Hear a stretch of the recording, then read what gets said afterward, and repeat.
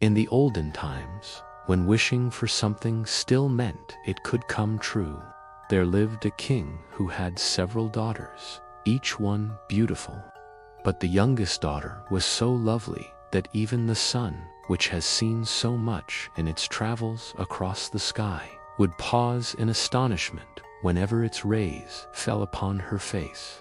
Near the king's grand castle was a great, dark forest.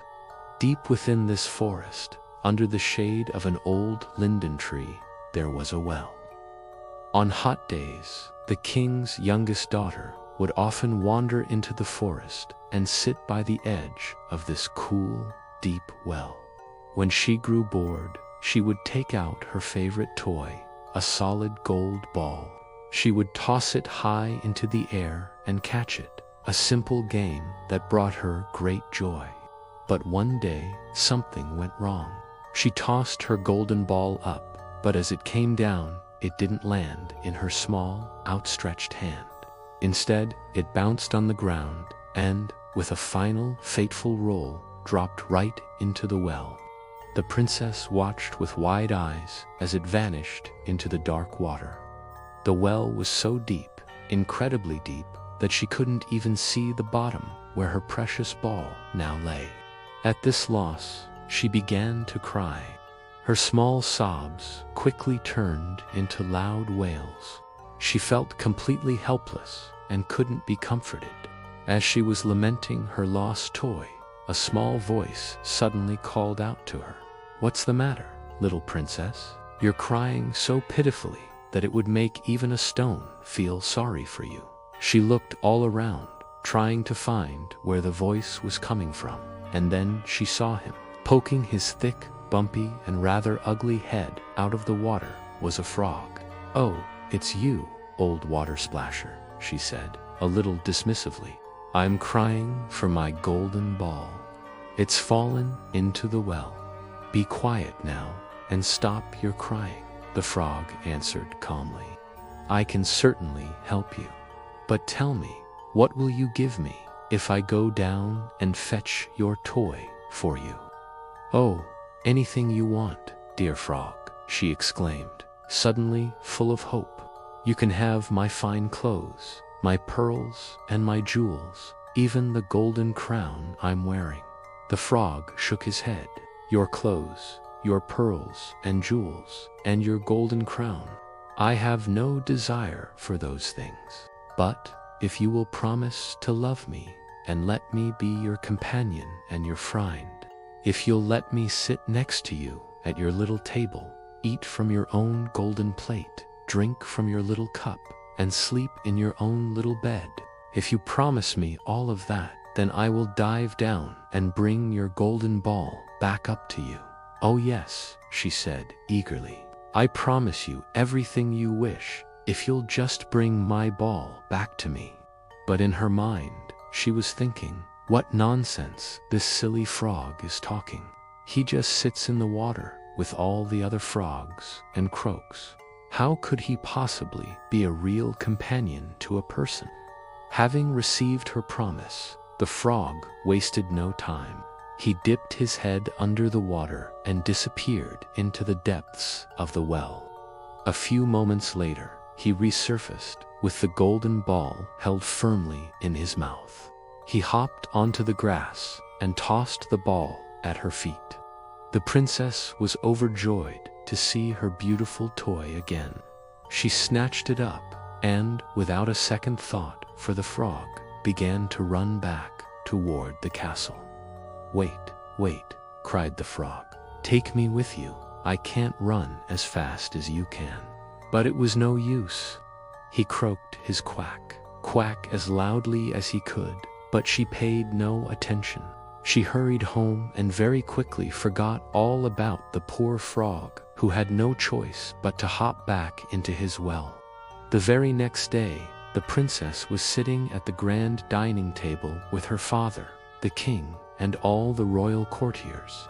As she was eating from her little golden plate, a strange sound was heard from the bottom of the grand marble staircase. It was a wet, splishing, plashing sound, coming closer and closer. When it reached the top, there was a knock at the dining hall door, and a voice called out, "Princess Youngest, open the door." "Don't you remember what you said by the cool well water's side?" Princess Youngest, open the door. Curious, the princess ran to see who could possibly be outside. But when she opened the heavy door, she saw the frog sitting there. She slammed the door shut at once, rushed back to her seat at the table, her heart pounding with fear. The king saw how flustered she was. "My child, what are you so afraid of? Is there a giant outside trying to carry you away?" "Oh no," she answered, her voice trembling slightly. "It's not a giant. It's a disgusting frog. And what does this frog want with you?" "Oh, dear father," she began to explain.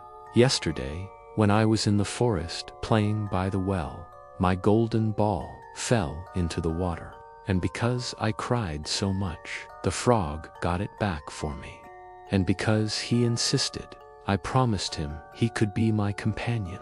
But I never, ever thought he could actually get out of the water. And now he's outside, and he wants to come in." Just then, there was another knock, and the same little voice called out again, "Princess Youngest, open the door. Don't you remember what you said by the cool well water's side?" "Princess Youngest, open the door." The king looked at his daughter with a stern expression. "What you have promised, you must keep. Go now and let him in." With a heavy heart, she went and opened the door. The frog hopped in and followed her, step by wet step, right up to her chair.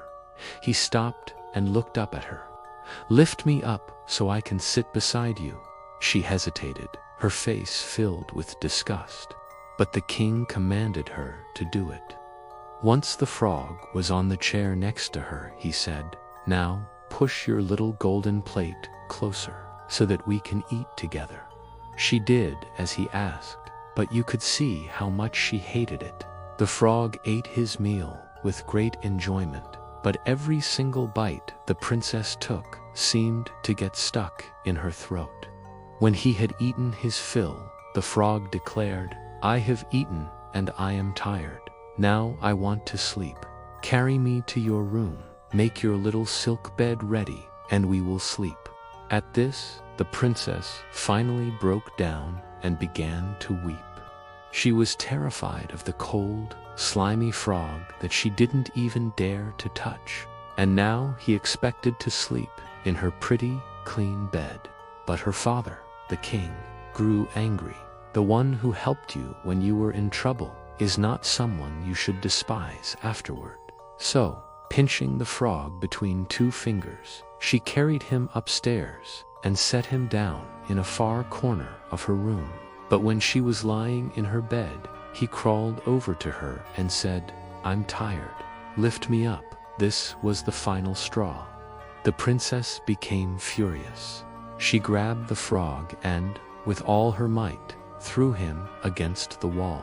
"Now you'll finally be quiet, you ugly frog," she screamed. But as the frog fell from the wall to the floor, he was no longer a frog.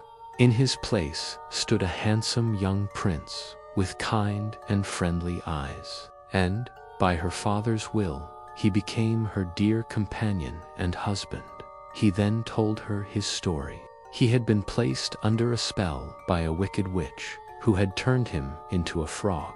The spell could only be broken by her, and no one else could have rescued him from that well. He told her that the next day they would travel together to his own kingdom.